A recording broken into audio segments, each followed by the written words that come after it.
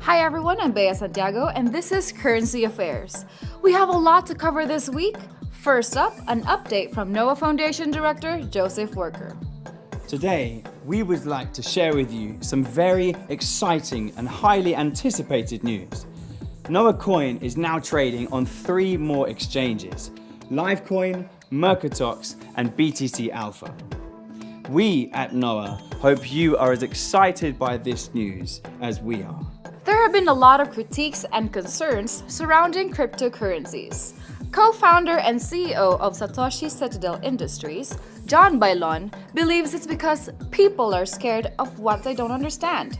Currency Affairs caught up with John and we talked about everything cryptocurrency related. There's a lot of critics on Bitcoin because I think they just really fundamentally, they don't understand it. It's a totally understandable thing, fear of the unknown and all that kind of sentiment. It's just revolutionary enough to be hated by a lot of people. Warren Buffett is a good example of someone that actually doesn't really understand it. No offense to him, but I think he's honest enough to say that he doesn't really understand technology in general. I don't see it as a negative that Warren Buffett doesn't like it. How about governments, such as the Philippines? How are they dealing with this new technology?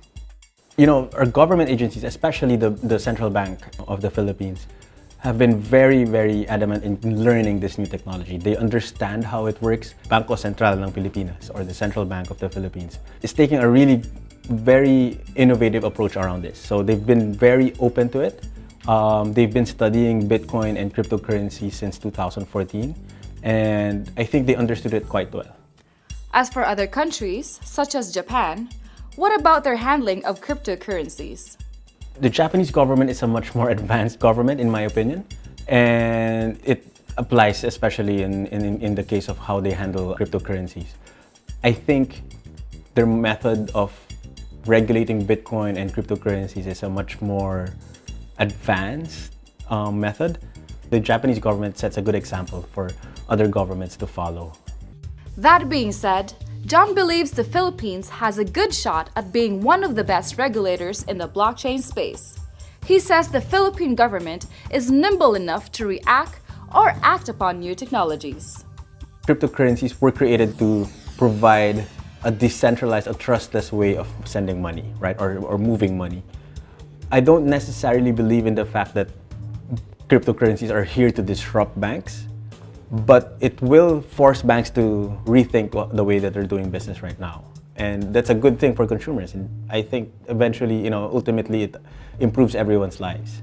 When I started looking into Bitcoin, like everyone else, I was skeptical about it. I didn't really think it was something that would be as revolutionary as people would at that time were claiming.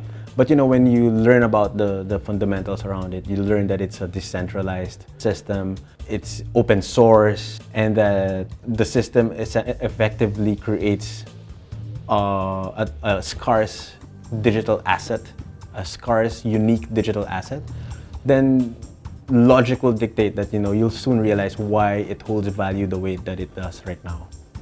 We share your sentiments, John. Currency Affairs talked to another member of the Satoshi Citadel Industries family, co-founder and chief community officer Miguel Cuneta. We further discussed the topic of cryptocurrency. It's not a get-rich-quick scheme. So if you're here for that, sorry to disappoint you. Bitcoin is actually groundbreaking internet technology. It's software, and it, for the first time, solved a big problem in computer science and distributed systems called the double spending problem. It allows people to transact with each other digitally without having to trust the other party. And the system makes sure that you cannot spend your digital money twice.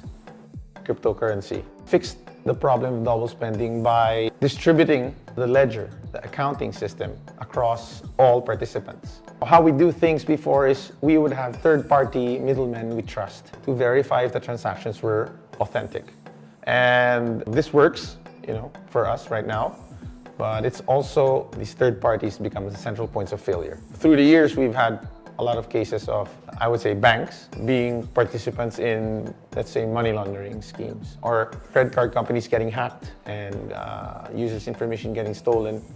a lot of reasons why the third-party middleman system has a lot of flaws. By removing the middleman and using software, we can now transact with each other.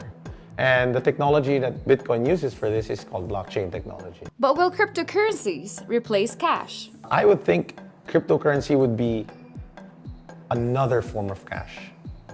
So the best thing about this technology, it's purely voluntary. If you're not comfortable with using cryptocurrency, if you're not comfortable with using Bitcoin, you don't have to use it. You can still use dollars or pesos or whatever. The Philippines will skip a generation of payments. We'll probably leapfrog, the stuff that we're using right now. Looking at the situation of the Philippines today, it seems bleak in terms of how our financial world is. The great thing is that on the other side, we're the fastest growing smartphone penetration in, I think, Asia. And we are also one of the biggest users of the internet in the world. 10 years from now, 15, 20 years from now, we're going to be using cryptocurrency applications that we can't even imagine today. So I like to use the example of streaming money. Imagine getting paid per minute through an app instead of twice a month. Or imagine getting paid for every like you send, or getting paid for every time you watch a video online. The way we see money, the way we transact will change fundamentally. It will actually change the way, in the same way the internet changed the way we interact with each other online, changed our behavior. If you told someone 10 years ago that they would be posting pictures of their breakfast every day and for everyone to see, they would kind of laugh at you probably and say you're crazy. No one's ever gonna do that. Getting paid to watch videos online? Sounds like a good gig to me. And that's it for today. Thanks for watching, everyone, and I'm Bea Santiago. I'll see you next time.